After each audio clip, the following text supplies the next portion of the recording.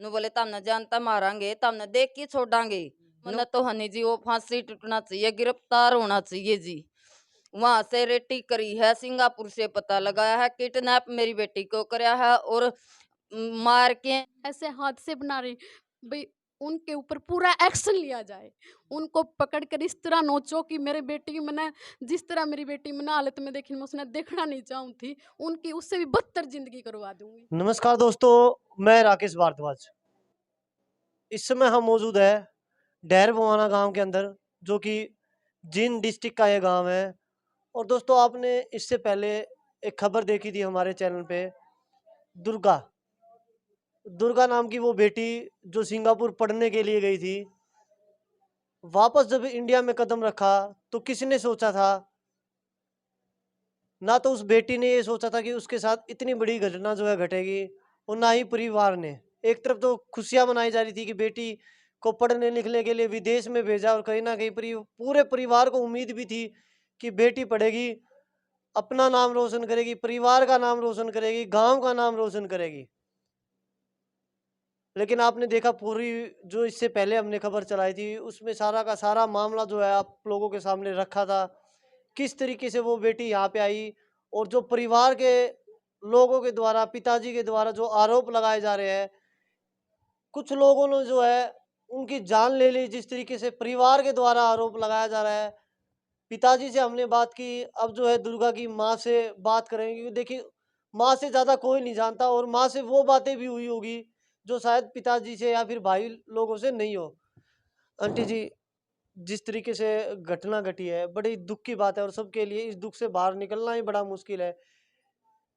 लेकिन कहीं न कहीं हम सबको यही उम्मीद है कि जो हुआ वो सो हुआ, लेकिन परिवार को जो है अब इंसाफ मिल सके। जिस तरीके से दुर्गा के पिताजी ने भी बताया कि ऐसे-ऐसे पूरा मामला हुआ। आपसे कुछ ऐसी बातचीत हुई हो कि आने से पहले लड़की ने बताया हो कि कब मैं आ रही हूँ, किस तरीके कुछ सामान वगैरह की भी बात हो रही थी, वो लेके आ रहे हैं। क्या पूरा का पूरा जिस समय बेटी को भेजा था, एक उम्मीद थी बेटी जो है अब नाम रोशन करेगी। तो किस तरीके से क्या पूरे का पूरा मामला हुआ? एक बार थोड़ा-सा, हो सकता है पिताजी ना बता पाए हों। हाँ जी, मेरी बेटी का नाम दुर्गा था। मैं उसकी मम्मी हूँ जी। मेरी बेटी ने पढ़ने के लिए 10वीं न तब 1 साल तक जा रही थी जी। जी, उसने बोला था मम्मी मैं 30 तारीख को आऊँगी।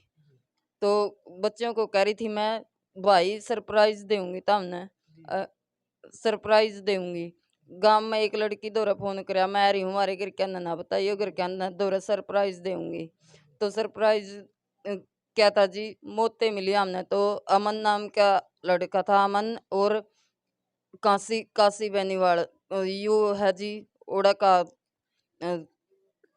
भुआनी खेड़ा का जी। इनका दोनों का ऑफिस था, 2 बीजे लुआए थे जी हमने। एक संदीप की बू का पीलू खेड़त है, और एक मेरे मसरा का छोरा का रोहित का दिल्ली तय।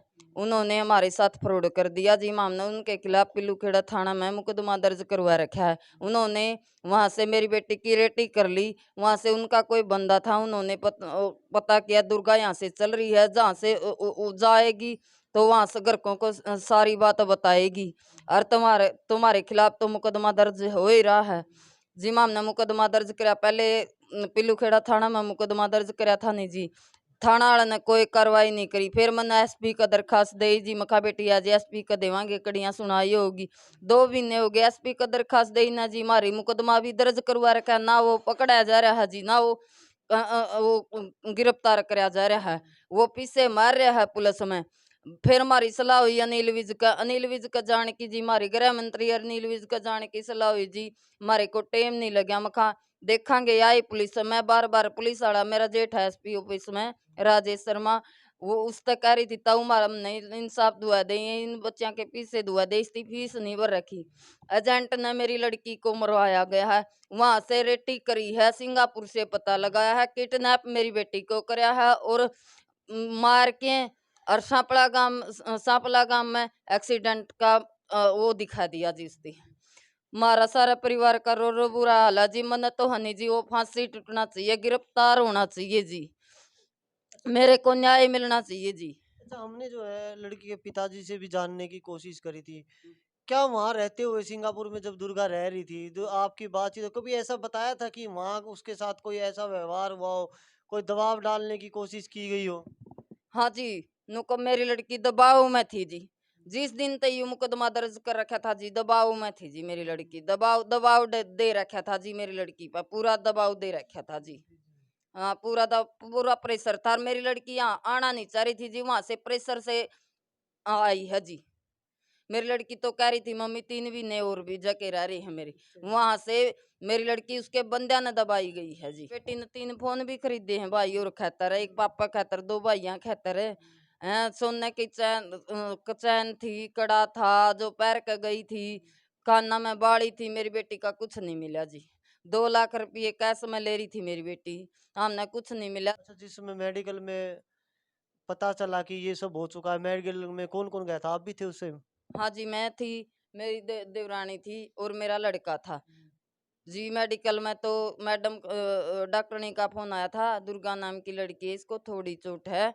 हमने जाके देखी थी, हमने कुछ नहीं मिला। मैं वहां से रेफर इशारे हो गए थे जी। जे वहीं से असली थे, हमारे नंबर देने थे उनकी, उनका दौरा हमारे नंबर थे। हमने उनका दौरा मैसेज भी करे थे जी, मुकदमा दर्ज करवाने से पहले। मेरा फोन में अभी मैसेज है, ईबी भी मैसेज पड़ा है वो। अच्छा तुम हमने हमारे पीछे दे दो, नहीं तो आपके खिलाफ कार्रवाई करी जाओगी, तारी मारी कोई दुश्मनी नहीं है। तो उस दिन ना तुम्हारे पीछे दिए ना कुछ करा जी, मेरी लड़की को और मार डाला जी। और उसका केस दिखाया है जी, एक्सीडेंट का जी। दुर मन तो न्याय मिलना चाहिए जी। दुर्गा के पिताजी ने बताया जिस तरीके से उनकी तरफ से पहले ही धमकी दे दी गई थी कि आपको देख लेंगे। हाँ जी, जानता मारण की मारे को धमकी दी थी जी पीलू खेड़ा थाना में। हम गए थे जी, नु बोले तमने जानता मारांगे, तमने देख के छोड़ांगे, नु बोला गया है जी। मेरी तो सरकार तो यही प्रार्थना है जी, मेरे को न्याय मिलना चाहिए, अनिल विज से भी जी। दोस्तों, बड़ी बात है जिस तरीके से बार-बार जो है अनिल विज जी का नाम लिया जाता है, क्योंकि एक तरफ से गब्बर के नाम से उनको पुकारा और हर किसी के साथ जिसके भी साथ गलत होता है उनको यही उम्मीद होती है, जब कहीं से न्याय नहीं मिलता तो हमारे गृह मंत्री अनिल विज जी, गब्बर जी उनको जरूर जो है न्याय दिलाएंगे। और वही जो है इस परिवार के द्वारा बार बार बोला जा रहा है कि न्याय चाहिए, क्योंकि जिस तरीके से बेटी तो अब इस दुनिया में रही नहीं है, एक ही उम्मीद बची है कि कम से कम जिस तरीके से परिवार के साथ जो घटना गई है, परिवार से जो है बेटी चली गई है, एक ही उम्मीद बाकी है। जिस तरीके से इनके द्वारा इल्जाम लगाया गया है, वाकई वह ऐसा हुआ है तो सख्त से सख्त जो कार्रवाई होना जरूरी है, क्योंकि हर गांव से हर दूसरे तीसरे दिन जो है अब इस तरीके की खबरें आ रही है कि कोई डोंकी से जा रहा है, वो बीच में रह गया, किसी को गोली से मार दिया गया है। विदेश जाने के चक्कर में जो है बहुत सारे परिवार जो है इसी तरीके से बर्बाद हो चुके हैं। दुर्गा की जो चाची जी है वो भी कुछ कहना चाह रही है।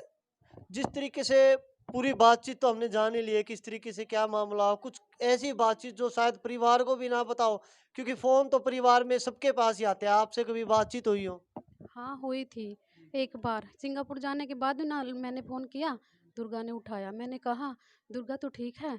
"मम्मी मैं बिल्कुल ठीक हूँ।" मैंने कहा, "तू अच्छे से है ना?" मैं कहा, "हाँ, अच्छे से। अगर तुझे कोई प्रॉब्लम हो ना तो मुझे ज़रूर बताना। मम्मी मैं पहले फ़ोन आपको करूँगी।" तो मैंने कहा, "ठीक है बेटा और मेरे को बिल्कुल करना। मम्मी मैं शाम को फ़ोन करूँगी और पूरा मैं आपको पूरा दिखाऊँगी मैं कहाँ-कहाँ रहती हूँ।" तो मैंने कहा बेटा मैंने जब भी कहीं बाहर जाए तो बाहर जाने से पहले मेरे को बताना और कहीं बाहर मत जाना। जहाँ भी अपना अच्छे से रहना। और अच्छे से अपना ख्याल रखना और खाना पीना। तो इतनी बात होने के बाद फिर मेरी बात नहीं हुई उससे। तो अब जिस समय जब यहाँ आ रही थी दुर्गा, आने से पहले बातचीत नहीं हुई कि उसकी मेरे से फिर जब से पीछे फिर कोई बात नहीं हुई मेरी। कभी सोचा था कि इस तरीके से परिवार से जो है बेटी को पढ़ने के लिए भेज रहे हैं, और नहीं, कभी ऐसा भी होगा? बिल्कुल भी नहीं सोचा था कि मेरी बेटी मैंने इस तरह मिलेगी। मेरा मन इतना दुखी हो रहा है कि मैं इसमें पूरी जो ऐसे कर रहे हैं ना, ऐसे हादसे बना रहे भई उनके ऊपर पूरा एक्शन लिया जाए। उनको पकड़ कर इस तरह नोचो कि मेरी बेटी की मैंने जिस तरह मेरी बेटी मैंने हालत में देखी मैं उसने देखना नहीं चाहूँ थी, उनकी उससे भी बदतर ज़िंदगी करवा दूँगी। सरकार तो कह रही है बार बार बेटी पढ़ाओ बेटी बचाओ, तो सरकार ये हमारी आवाज क्यों नहीं सुन रही है, क्यों नहीं सुन रही है? बेटी पढ़ाओ, बेटी को पढ़ाने के लिए तो भेजा गया था, मेरे को क्या पता था मेरे को ये मामला होएगा? सरकार हमारी क्यों नहीं सुन रही है, क्यों नहीं उन लोगों को गिरफ्तार कर रही है? मेरी सरकार से भी यही अपील है, और अनिल विज से तो है ही, मैं मिलना चाहती थी, अनिल विज के पास दरखास्त देना ही चाहती थी जी। तो दोस्तों, जिस तरीके से आपने पूरा का पूरा मामला देखा है, और हमारे माननीय गृह मंत्री जी हमारी तरफ से भी रिक्वेस्ट है, क्योंकि इस मामले में जो है पहले से ही परिवार ने जो है धोखाधड़ी के मामले में जो है कंप्लेंट की हुई है, 2-3 महीने बीत चुके हैं, उसमें कोई कार्रवाई नहीं है।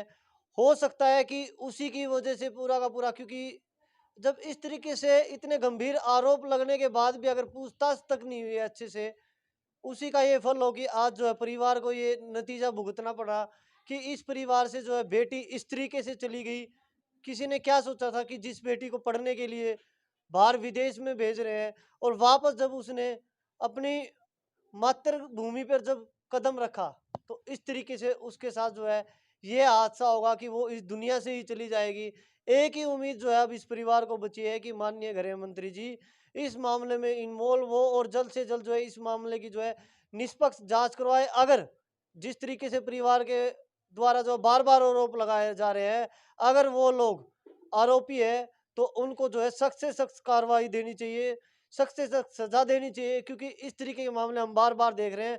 इससे जो है अगर कार्रवाई नहीं होती, तो और भी जो है इस तरीके के एजेंट जो खुलेआम घूम रहे हैं, उनका भी हौसला बुलंद होता है। तो दोस्तों, जुड़े रहिएगा। अभी के लिए इतना ही। इस मामले में जो भी अपडेट हमें मिलती है, या फिर सामने वाला पक्ष, हम बार बार बोल रहे हैं, वो भी अपनी बात रखना चाहता है, तो वो हमारे कैमरे के सामने आके जो है अपनी बात रख सकता है। अभी के लिए इतना ही। वीडियो को ज़्यादा से ज़्यादा शेयर करें।